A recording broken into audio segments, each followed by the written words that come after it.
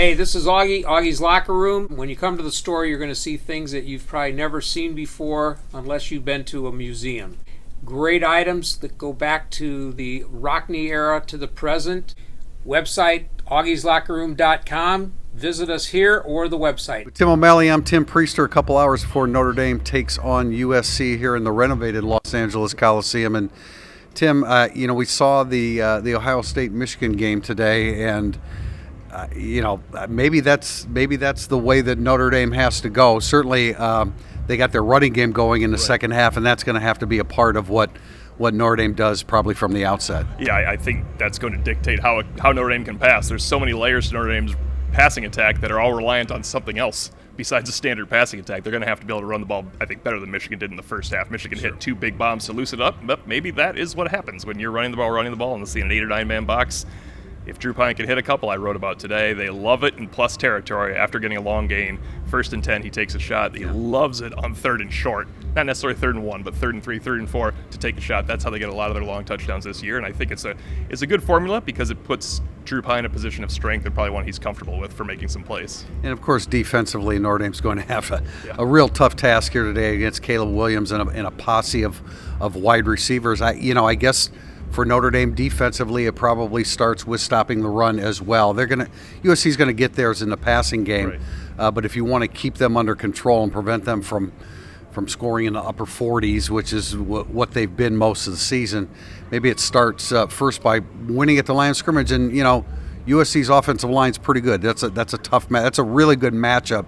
Notre Dame's defensive front against their offensive front. Yeah, I think you make a good point. It's a tough matchup. It's a good matchup in that Notre Dame has a really good defensive front as well. But Notre Dame has to win that matchup, not just break even. I think if USC effectively runs the ball, because we know they're going to be able to pass the ball, it'll be a long day for Notre Dame's defense. They have to win up front. They got to hit Caleb Williams, but you got to be able to hit Caleb Williams while containing him.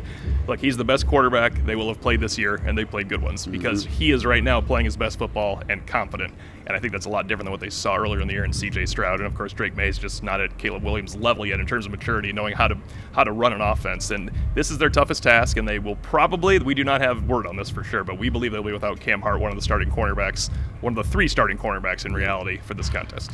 And Drew Pine, unless Notre Dame can run for 260 or 280 like they have been in recent weeks, Drew Pine is going to have to connect a little bit.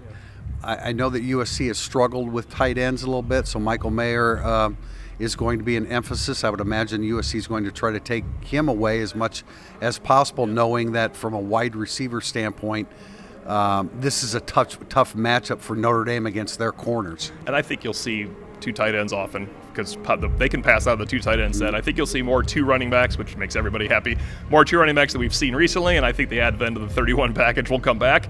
It's just getting their best players on the field at this point. But you're right, Pine's going to have to hit some stuff because unlike Syracuse and North Carolina, USC has athletes that if they really commit, I think, to making Notre Dame make them pass, Notre Dame's going to have to accept that, and they can beat people through the air, and they just have the type of athletes that can stop you if they are totally committed to it. But make no mistake, when you said 250, 260, it better be at least 200 for Notre Dame running the ball. I don't think they will win the game if they don't hit that mark. Yeah, I don't like to put a number on that per se. It's that type of game where they have run. They run that well where you think, did they run for 200 yards, not knowing it was like 150 yards. And Tim, we've caught wind a little bit of a potential problem with Audric Estime. I'm not sure how much he practiced this week. I'm not saying that he won't play, but I believe he was compromised a little bit in preparation for this game. And when we're talking about Notre Dame's running games, getting 250, 260, they need Audric Estime. Logan Diggs will probably get heavy-duty action.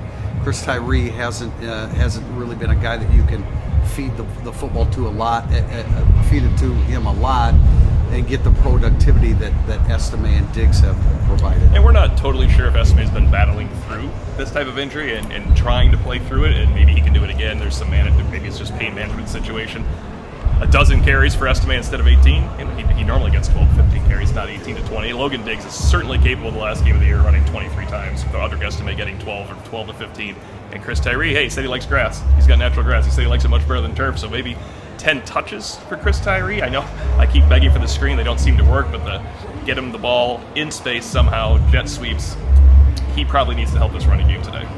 How does Notre Dame deal with their wide receivers? They have more guys in the rotation than Notre Dame has on their roster at wide receiver. Jordan Addison's a guy that is a tough matchup for everybody, and they move him around a lot. They have size, they have smaller guys. Mario Williams has been he only played a little bit last week. Notre Dame could probably use him being a little bit hobbled in this game. Yeah, we were talking on our podcast. We were trying to figure out if Notre Dame would shrink that corner rotation if Cam Hart can't play, where Clarence Lewis is the third guy, and they don't get to Jaden Mickey, number 4. We both think Mickey's going to be a good player, but he's been a freshman this year. He has not been a phenom. He's been a freshman. He's been beaten. He's the lowest rated in coverage, I think, by anyone that looks at it. He's susceptible to the veteran receivers and Caleb Williams. Hey, all you need is one big play by Jaden Mickey, and he could probably get the confidence to keep going out there. But it's going to be a tall task. I don't know how much you can shrink a rotation to 3 corners, but as you pointed out, what if they're rotating 7 and 8 receivers and you're out there for 80 plays? You probably need to go to that 4th corner, and Notre Dame substitutes liberally. They're probably going to keep doing it. I mean, I would think Clarence Lewis comes into play here. For sure. I mean, as well, because, I mean, that's a guy with a ton of experience. And, you know, when you've played as much as he has, any corner, when you've played that much, you get beat over the course of years. But I think they need his experience on the field tonight against USC. A very interesting matchup here tonight. Number 15 Notre Dame at number 6 USC.